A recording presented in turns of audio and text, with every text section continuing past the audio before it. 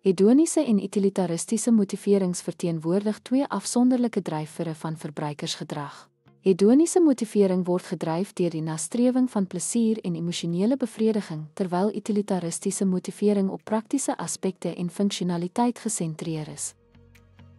Hedoniese motivering fokus op plesier en emosionele vervulling deur verbruik.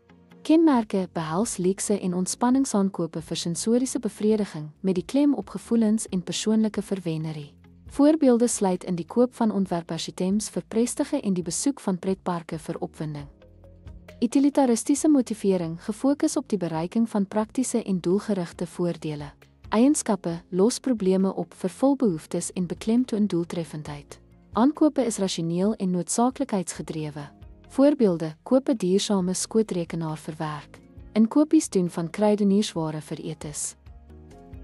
Belangrike verskille: doel. Hedoniese motivering soek genot, terwyl utilitaristiese motivering fokus op die vervulling van 'n funksionele behoefte. Besluitnemingsproses. Hedoniese aankope is dikwels emosioneel en spontaan, terwyl utilitaristiese aankope logies en doelbewus is. Waardepersepsie. Hedoniese waarde is subjektief en persoonlik, terwyl utilitaristiese waarde meetbaar en objektief is.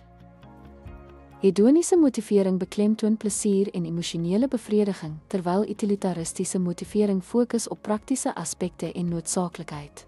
Beide speel belangrike rolle in verbruikersgedrag en die begrip van hierdie motiverings help besighede om effektief in uiteenlopende kliëntebehoeftes te voorsien.